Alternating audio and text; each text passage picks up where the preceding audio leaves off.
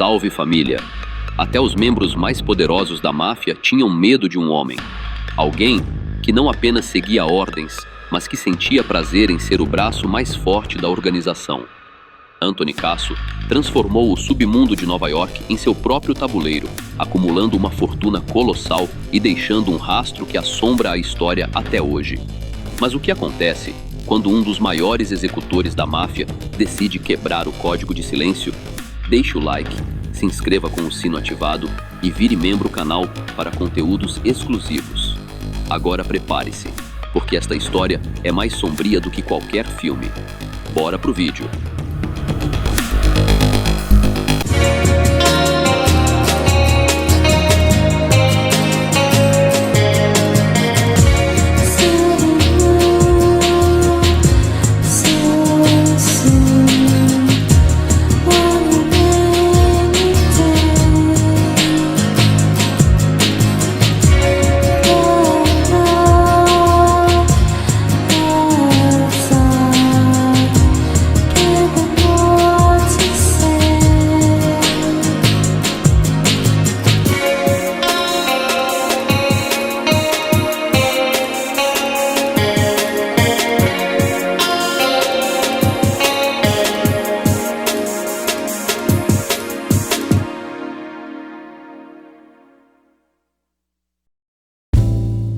No dia 21 de maio de 1942, nascia Anthony Salvatore Casso, filho de Michael e Margaret Casso.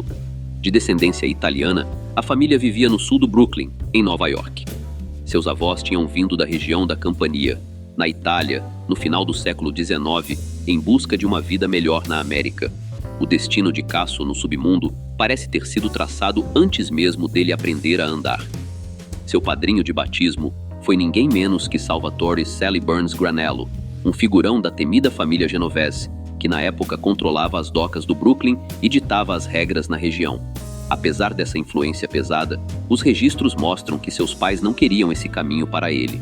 O pai de Anthony, inclusive, tentou de tudo para afastá-lo das más companhias enquanto ele ainda era jovem, mas o temperamento de Casso falava mais alto. Desde cedo, ele demonstrou um comportamento agressivo e uma fascinação perigosa por armamentos. Ainda na escola, ele já mostrava uma pontaria fora do comum. Ele e seus amigos chegaram a improvisar um estande de tiro no telhado de um prédio no Brooklyn, e aos 16 anos, ele raramente errava um alvo. Essa habilidade logo se tornou sua fonte de renda. Após abandonar os estudos, ele começou a ser pago por criadores de pombos da região para dar um fim em aves de rapina que ameaçavam os animais, e viveu disso por um bom tempo. No final dos anos 50, Casso deu seu primeiro passo real no crime organizado. Para complementar o que ganhava como atirador, ele se juntou ao South Brooklyn Boys, uma gangue de rua que operava com atividades ilícitas e extorsão. Seu primeiro problema com a justiça aconteceu em 1958, quando foi detido após uma confusão pública com uma gangue rival. O pai de Casso foi visitá-lo na delegacia e tentou mais uma vez assustá-lo para que ele abandonasse aquela vida enquanto era tempo, mas não adiantou. Ele continuou com os South Brooklyn Boys até o início dos anos 60, quando suas atividades chamaram a atenção de Christopher "Christy" Tick Furnari, o líder da influente facção Ninth Hole Crew, uma divisão da poderosa família Lucchese. Ao longo dos anos 60, Casso se tornou um pupilo dedicado. Como associado da família Lucchese, Casso passou a atuar principalmente em esquemas de empréstimos informais, jogos clandestinos e comércio ilícito, sempre sob a mentoria de Furnari. O temperamento explosivo de Anthony e sua facilidade com armamentos fizeram dele o braço forte de Furnari em diversas negociações e cobranças. É nessa época que as evidências sugerem que sua postura agressiva se transformou em algo muito mais sombrio e implacável. Em 1961, Casso foi detido pela segunda vez, agora como suspeito de uma tentativa de atentado. No entanto, a vítima, cujo nome nunca foi revelado, recusou-se a identificá-lo. Provavelmente por medo da reputação de Anthony e de suas conexões com a gangue, o que resultou na sua absolvição. Mas a vida de Casso não era feita apenas de negócios escusos. Ele também tinha um histórico complexo em seus relacionamentos. Ainda jovem, ele começou a namorar Rosemarie Bilotti, que conheceu nos tempos de South Brooklyn Boys. Parecia um compromisso sério, e a família de Rosemary tinha esperanças de que eles se casassem. Contudo, a relação esfriou e em 1968, Casso se casou com Lillian Del Duca, também moradora do Brooklyn. Eles tiveram 2 filhos, mas o que Lillian nem imaginava é que Anthony continuava encontrando Rosemary às escondidas. Esse caso durou décadas. Casso chegou a montar uma casa para ela em Nova Jersey e manteve essa vida dupla por quase 30 anos. A verdade só veio à tona para Lillian quando a carreira de Casso no crime acabou com sua prisão. Ela ficou compreensivelmente furiosa. Embora tenham permanecido casados e ela o visitasse com frequência na prisão, o peso dessa traição pairava sobre eles como uma nuvem negra. Para Lillian, o marido que ela achava que conhecia nunca mais seria o mesmo. Em 1974, Anthony Casso foi oficialmente batizado pela família Lucchese em uma cerimônia formal em Manhattan. Ele começou no grupo de Vincent Fossery, operando entre a Rua 116 e a Avenida 14, no Brooklyn. Mas o que definiu sua trajetória foi o encontro com Vicky Amuso, uma estrela em ascensão na máfia. Os dois se tornaram parceiros inseparáveis em uma aliança que duraria décadas. Sob a supervisão de seu mentor, Furnari, eles montaram uma equipe de elite, o Bypass Gang. Não eram apenas criminosos comuns. Eles recrutaram especialistas em segurança, chaveiros e mestres em invasões. O resultado? Mais de 100 milhões de dólares subtraídos de joalherias e bancos entre as décadas de 70 e 80. Muitos cofres que foram limpos naquela época e cujos crimes nunca foram solucionados levam a assinatura desse grupo. O sucesso foi tão grande que quando Furnari foi promovido, ele ofereceu o cargo de capo para Casso. Em um movimento estratégico de lealdade, Casso recusou e indicou seu parceiro, Amuso, preferindo atuar como o braço direito e a mente por trás das operações. Em 1985, a história ganhou um capítulo ainda mais perigoso. Frank De Sico, da família Gambino, procurou Casso com uma proposta ousada: ajudar em um golpe interno para derrubar o chefe Paul Castellano, alegando que ele era fraco demais para liderar. O plano era liderado pelo infame John Gotti. Casso aceitou ajudar, mas com cautela, pois sabia que quebrar as regras da comissão poderia ser uma sentença de morte. Castellano foi eliminado, mas a lealdade de Casso mudou rapidamente. Ele e Amuso se voltaram contra Gotti e De Sico, unindo-se aos chefes das outras famílias que buscavam vingança pela morte de Castellano. A missão dada a Casso foi direta: eliminar John Gotti. Para isso, autorizaram o uso de um artefato explosivo em um carro, algo estritamente proibido pelas leis da máfia devido ao risco de danos colaterais. Em abril de 1986, a armadilha foi montada em frente a um clube social. O dispositivo foi acionado quando o veículo ligou. De Sico foi atingido e não sobreviveu, mas John Gotti, por puro golpe de sorte, não estava no carro naquele momento. Gotti escapou do açougueiro do Brooklyn, mas o destino de muitos outros já estava selado. O domínio de Casso estava apenas começando. O cenário mudou drasticamente com o famoso julgamento da comissão. Um processo histórico que encurralou os líderes das 5 famílias com acusações pesadíssimas. O veredito foi um golpe duríssimo. 8 grandes chefões foram condenados a sentenças que chegavam a 100 anos. Com a cúpula atrás das grades, a máfia precisava se reorganizar para não desaparecer de Nova York. Entre os condenados estava Anthony Corallo, então líder da família Lucchese. Percebendo que não teria escapatória, ele transferiu o poder para a dupla Amuso e Casso. Mantendo sua estratégia de sempre, Casso preferiu os bastidores, deixando Amuso como o rosto do comando enquanto ele assumia como subchefe. Sob a liderança desses dois, conhecidos por serem implacáveis, a organização atingiu um patamar financeiro absurdo. Estima-se que, no auge, eles faturavam mais de 100 mil dólares por mês apenas com esquemas de jogos e taxas de proteção. Além disso, controlavam fornecedores de construção civil e o distrito têxtil de Nova York, garantindo 500 mil dólares anuais. Sem contar, é claro, a porcentagem que recebiam de cada atividade ilícita realizada por membros de baixo escalão.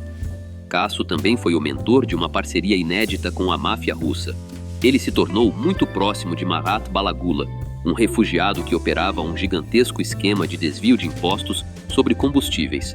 Esse negócio se tornou a maior fonte de renda de todas as 5 famílias de Nova York. A parceria era baseada em proteção mútua. Os russos entravam com a logística e a família Lucchesi garantia que ninguém encostasse neles. Mas essa aliança logo seria testada.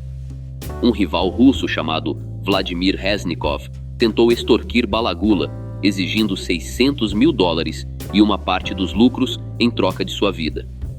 Balagula, sob pressão, chegou a sofrer um ataque cardíaco. Quando Casso soube que alguém estava tentando taxar seu aliado, ele ficou furioso. Ninguém mexia nos negócios da família Lucchesi. Casso decidiu resolver o problema de forma definitiva. Ele orientou Balagula a marcar um encontro para supostamente entregar o dinheiro. Reznikov foi até o local, mas saiu de mãos abanando e irritado.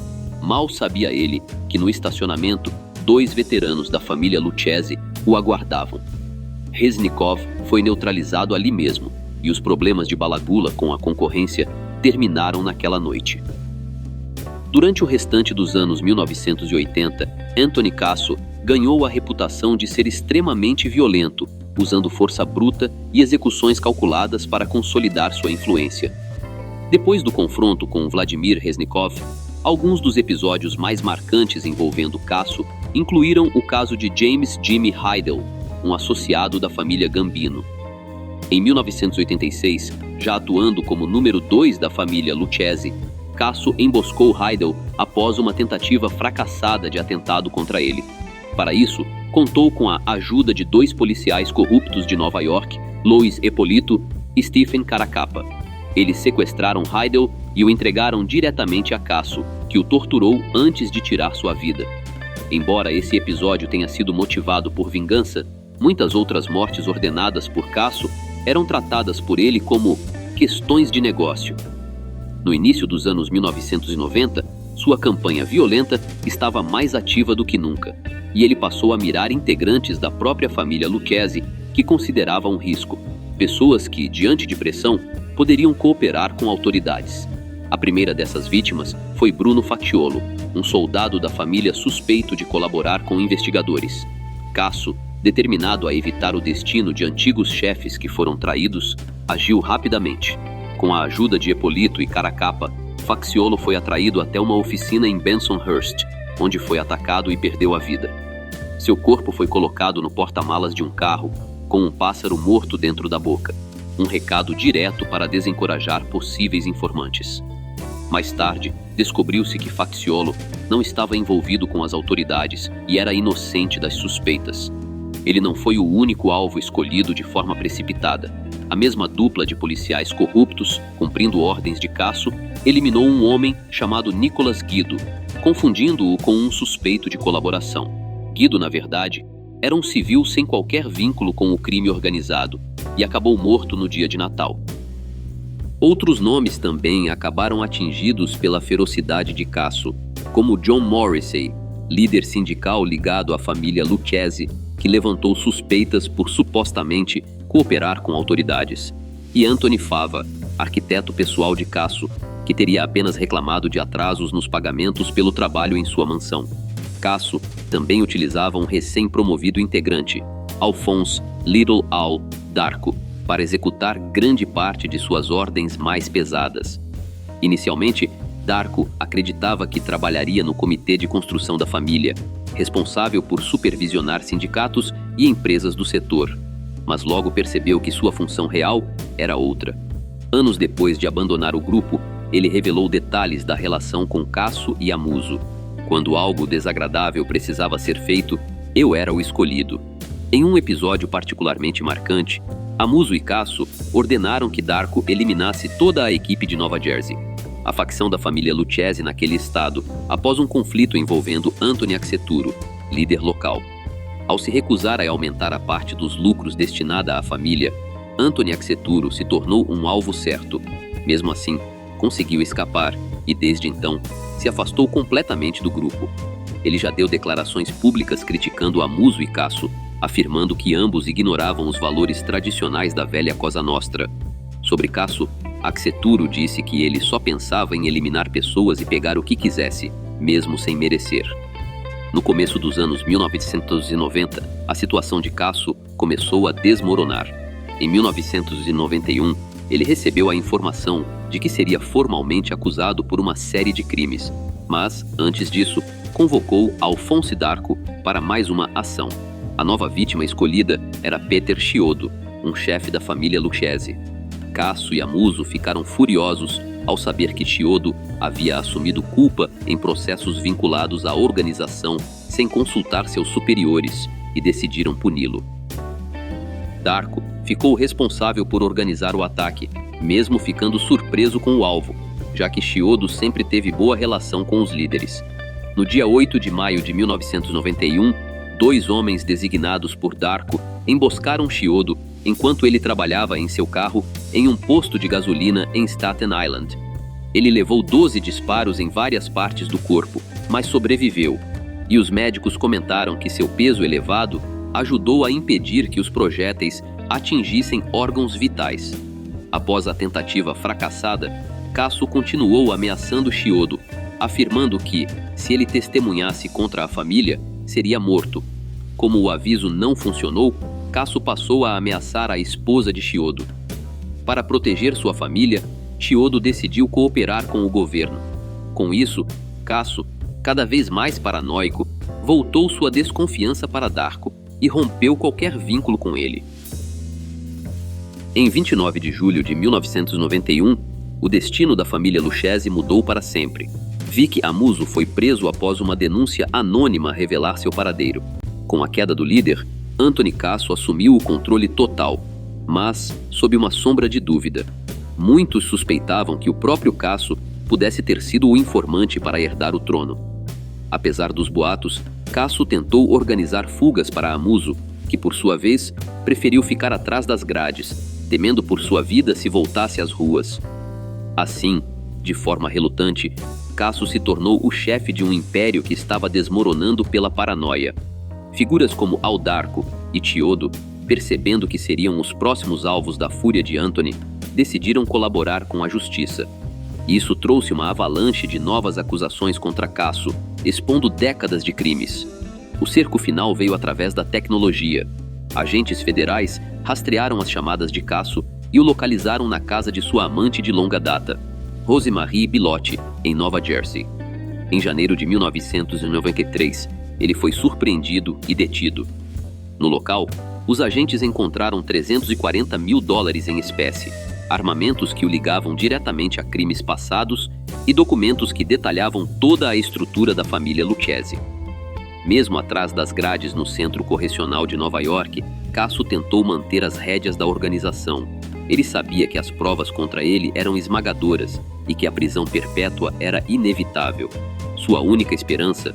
Uma fuga cinematográfica. Ele chegou a subornar um guarda e quase conseguiu escapar, sendo parado no último segundo por outro oficial. Desesperado, ele planejou até o impossível, o atentado contra o juiz do seu caso e ataques a comboios prisionais, mas nada funcionou. O golpe de misericórdia veio de seu antigo parceiro. Vic Amuso, de dentro da prisão, retirou todos os títulos de Casso e o declarou oficialmente como um traidor, usando-o como bode expiatório para os fracassos da família. Sem aliados, enfrentando a vida inteira na cadeia e com dezenas de antigos comparsas prontos para testemunhar contra ele, Anthony Casso tomou a decisão que jurou odiar durante toda a sua carreira. Ele decidiu se tornar um informante. O homem que deixou um canário na boca de uma vítima, como aviso contra delatores, agora era quem estava pronto para cantar para o governo. A decisão de Casso de colaborar com as autoridades o colocou frente a frente com o agente Richard Rudolph. No início, as reuniões eram caóticas. Casso tinha se envolvido em tantos atos ilícitos que ele mesmo tinha dificuldade em listar todos. Ele chegou a dizer ao agente: "Cada vez que eu saía de casa, eu quebrava a lei. Você espera mesmo que eu lembre de tudo?" O primeiro grande ato de Casso como colaborador foi entregar o esquema dos detetives corruptos, Stephen Caracappa e Luiz Ippolito. Ele revelou que a dupla tinha executado cerca de 8 pessoas sob suas ordens. Além disso, ele confessou como usava esses contatos para descobrir nomes de outros informantes, o que gerou uma reação em cadeia de novos incidentes no submundo. A partir daí, Casso começou a listar seus cúmplices e admitiu uma série de planos que, por sorte, não chegaram a ser concretizados. Sobre suas próprias ações, ele confessou inicialmente 12 casos diretos, mas admitiu participação em outros 24, totalizando 36 episódios fatais. E claro, as autoridades suspeitavam que esse número real pudesse ser muito, mas muito maior. As reuniões seguiram até o início de 1994, mas o FBI estava em um dilema ético. O histórico de Casso era tão sombrio que era difícil aceitá-lo apenas como uma testemunha comum. O promotor federal Gregory O'Connell, que passou horas ouvindo os relatos de Anthony, chegou a uma conclusão impactante. Ele afirmou que chega um ponto em que alguém é mau demais para ser colocado no banco das testemunhas. Por fim, para a promotoria, levar alguém com atos tão cruéis diante de um júri popular poderia acabar prejudicando o caso em vez de ajudar. Salve família! Anthony Casso passou de o homem mais temido de Nova York a um detento isolado, provando que, no fim das contas, a lealdade no submundo tem um preço, e ele é muito alto. Ele viveu pelas suas próprias regras, mas morreu esquecido pelo sistema que um dia tentou dominar. Se você chegou até aqui, é porque gosta de histórias reais contadas com profundidade. Então, não esqueça de deixar seu like e clicar no botão de se inscrever. Isso ajuda o YouTube a entender que este conteúdo é relevante e nos permite trazer mais vídeos como este. Qual outro grande nome da máfia você quer ver por aqui? Comenta aqui embaixo. Até a próxima. Galera, rapidinho. Se vocês curtem o conteúdo aqui do canal e querem dar aquela força sem gastar nada a mais por isso, prestem atenção nessa dica. Sempre que vocês comprarem qualquer coisa na Amazon, seja um livro, fone, celular ou até um cabo USB, usem o meu link de afiliado que está aqui na descrição. Quando você compra por lá, a Amazon me paga uma pequena comissão, sem mudar absolutamente nada no valor da sua compra. É uma forma simples e gratuita de apoiar o canal, e você ainda garante os produtos que já ia comprar. Então já sabe, né? Clicou no link da descrição antes de comprar. Você já está ajudando. Valeu demais!